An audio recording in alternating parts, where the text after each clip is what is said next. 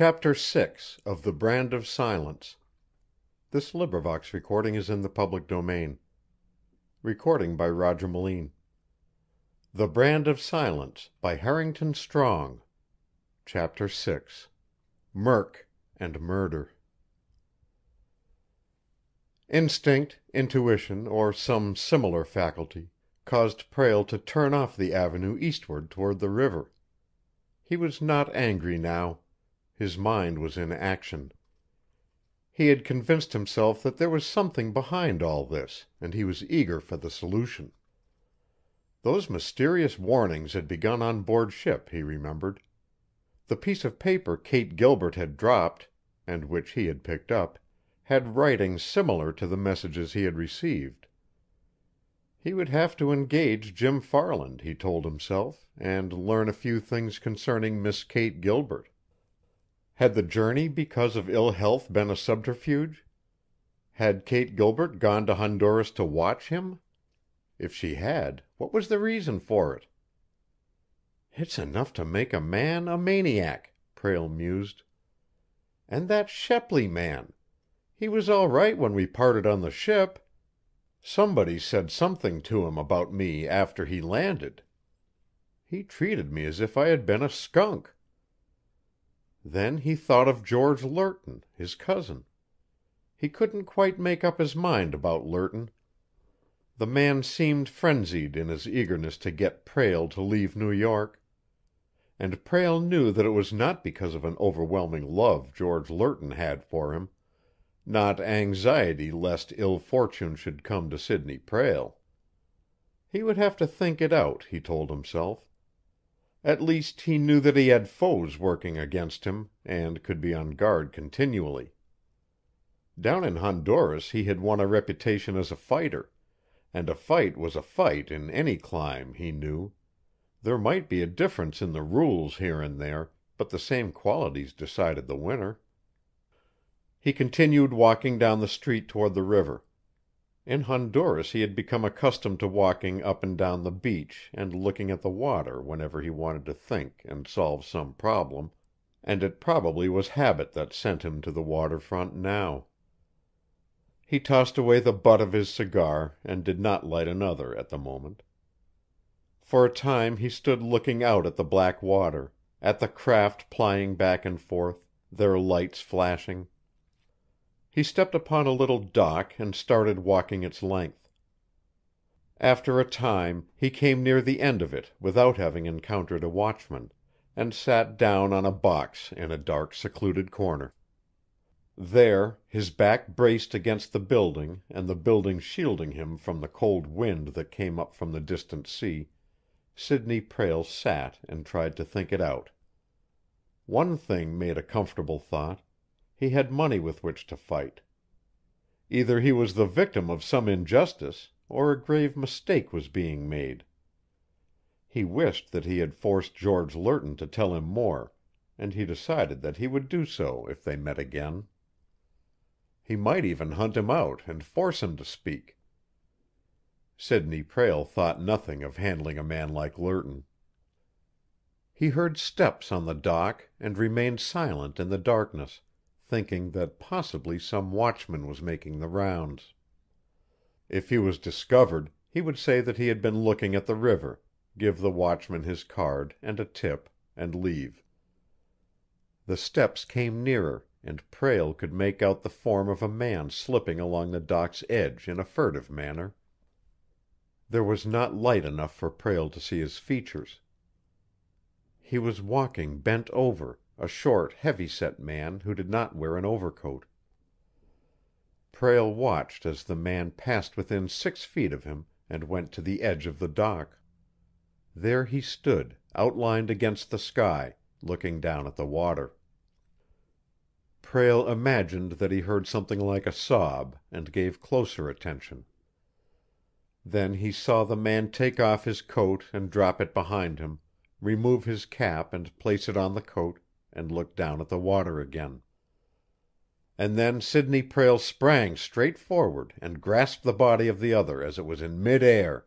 "No, you don't!" Prale exclaimed. He found immediately that he had a fight on his hands.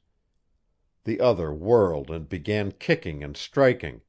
Sidney Prale hurled him backward, rushed, caught him up again in a better hold, threw him back against the building, and held him there, breathless and panting.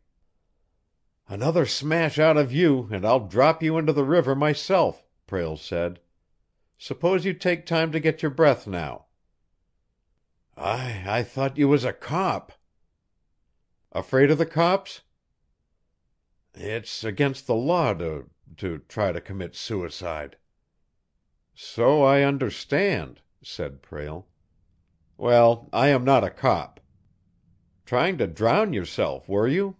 Why?" "Why not?" the other asked. "I'm done with living." "Not just yet, but you would have been if I hadn't been sitting here." "I've knocked all over the world, and made a few mistakes," said the derelict. "Oh, nothing that would get me in trouble with the cops.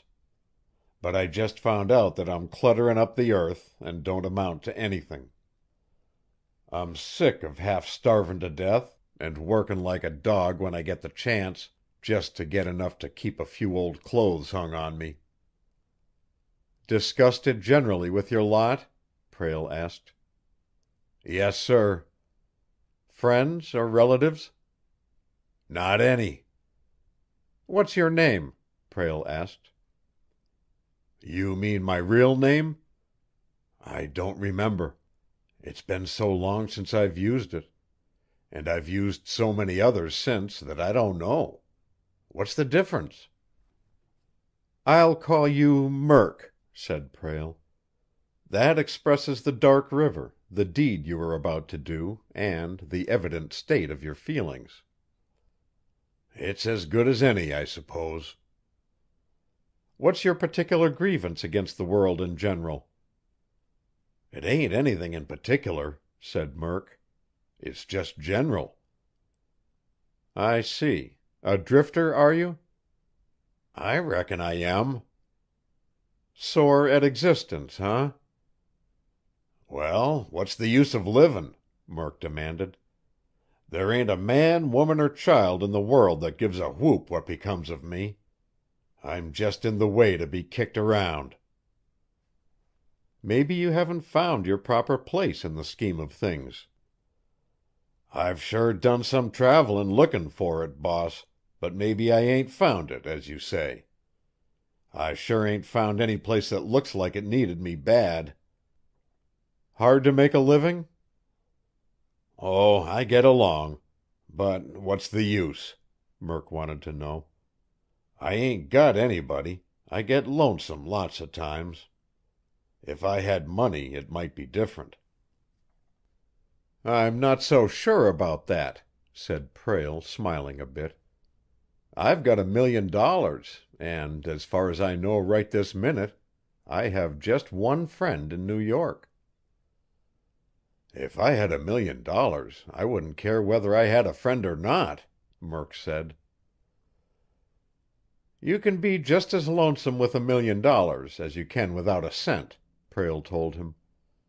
"I was sitting down here because I was lonesome, and because there are some enemies working at me, and I don't know who they are or why they want to trouble me."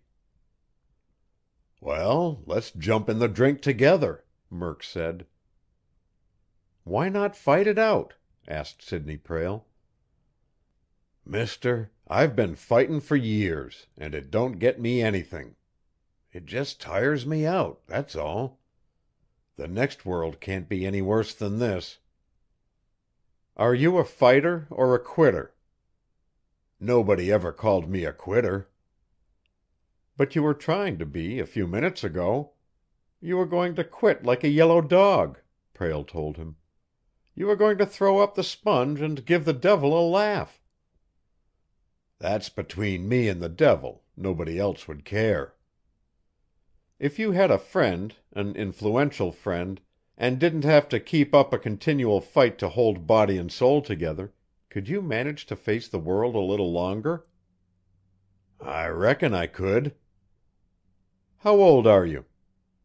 35, said Murk. "Old enough to have some sense.